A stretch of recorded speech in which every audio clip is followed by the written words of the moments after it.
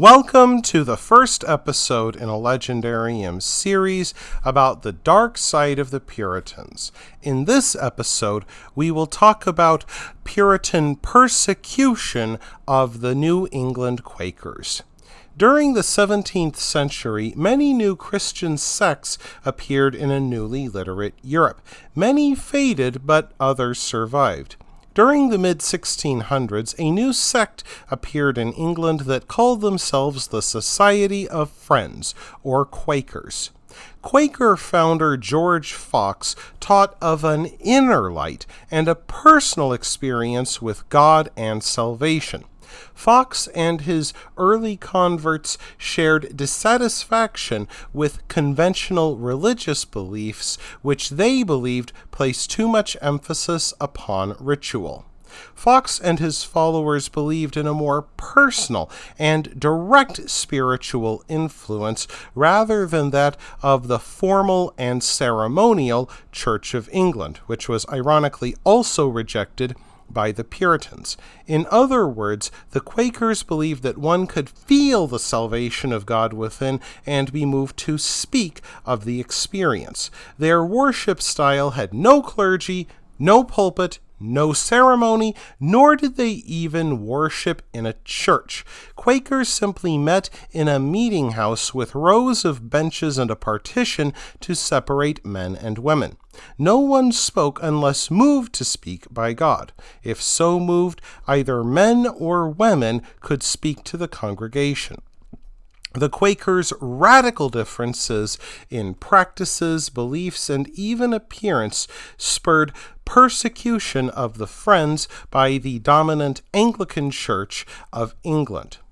When the Quakers first began to migrate to New England during the 1650s, it did not take long for the Puritans, who ironically fled Anglican rule themselves little more than a generation ago, to join their Anglican cousins in persecuting them. Like every other state they knew of in Europe, the Puritans enforced a state religion. They had not fled England for the sake of religious freedom, but the freedom to practice their religion. Indeed, persecution of the Quakers also represented part of the Puritan determination to govern themselves, independent of the Church of England. The first Quakers to set foot in North America in 1656, Mary Fisher and Anne Austen, served as Quaker missionaries from England. Almost as soon as they arrived, the Puritans arrested the women simply for being Quakers. The official charge claimed that they held dangerous, heretical, and blasphemous opinions, and they were to be disrobed, beaten, and imprisoned. The Puritans disrobed the two women in the hopes they could find some physical evidence that they had become witches who served Satan.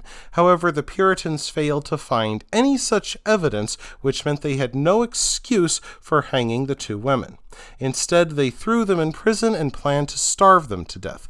If not for a local named Nicholas Upsall taking pity on them, they would have died slow and horrible deaths. Upsall bribed the guards to sneak them food and managed to keep Fisher and Austen alive enough for the community to begin protesting the authorities' plan. Nonetheless, the leadership kept the two women in chains for 5 weeks before sending them on a one-way trip to the island of Barbados. After Fisher and Austen left, the Puritans still saw the Quakers as instruments for propagating the kingdom of Satan. They believed this because they feared Quakers would lead people away from Puritan beliefs, which they held to be the only path to heaven. A new law introduced in New England made it a crime to bring any Quaker to the colony. Any ship docking with a Quaker on board would be fined £100 and forced to send the Quaker back at their own expense. If they failed to comply, they would be thrown into prison until they changed their minds. The Quakers themselves would be whipped, imprisoned, and forced to do hard labor until a ship could be found that would take them away from Massachusetts. An early American preacher once told his Massachusetts congregation, "I would carry fire in one hand to burn all the Quakers in the world." Many Puritans feared to even look upon a Quaker for fear they would take them to hell. When found, the Puritans disrobed Quaker men down to the waist and paraded them through the town, whipping their bare backs as they walked. In one case, the Puritans disrobed 3 women named Anne Coleman, Mary Tompkins, and Alice Ambrose in the dead of winter. They tied them to the back of a cart and dragged them through the streets while a man followed them, whipping their backs bloody during a journey of 80 miles through several towns.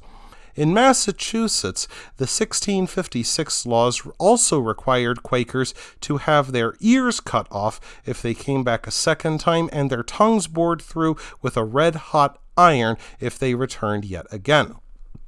In 1658, the Puritans hung a group of 4 Quakers, including Christopher Holder, John Copeland, Marmaduke Stevenson, and William Robinson. The authorities executed them before a cheering crowd and then left them hanging from the gallows. Once again, locals took pity upon the Quakers and arranged for them to receive a Christian burial kept secret from the authorities. The neighboring colony of Rhode Island offered refuge to Massachusetts Quakers, and more began to flee, which prompted the Puritans to threaten Rhode Island with cutting off all communication and trade if they did not start persecuting the Quakers as well. Governor Benedict Arnold sent a letter back saying, "We have no laws among us whereby to punish any for only declaring their views by words." That did not stop the Puritan Town Council of Salem, Massachusetts, from terrorizing a Quaker family called the Southwicks. Puritan authorities repeatedly ordered them beaten, imprisoned, and fined. In time, they seized the Southwick property, but that still failed to pay their accumulated fines. So the governor ordered the 2 Southwick children, Daniel and Provided, to be sold as slaves in the plantation island of Barbados. Fortunately, no ship captain agreed to the plan, and the children remained in North America. In the end, the Puritans only slowed persecuting the Quakers because the Dutch government in neighboring New York, with whom the Puritans did much trade, ordered an end to Quaker persecution.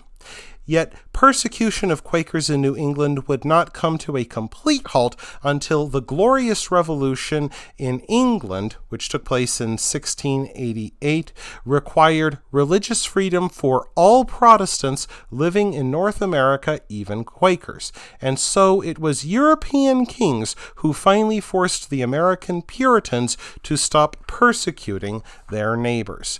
That wraps things up for this episode of The Legendarium. I hope you enjoyed it. If you did, press like. If you want to see more, press subscribe. And if you've got anything to say, let me know in the comments section. Thanks again for joining me, and I hope that you have a great rest of the day.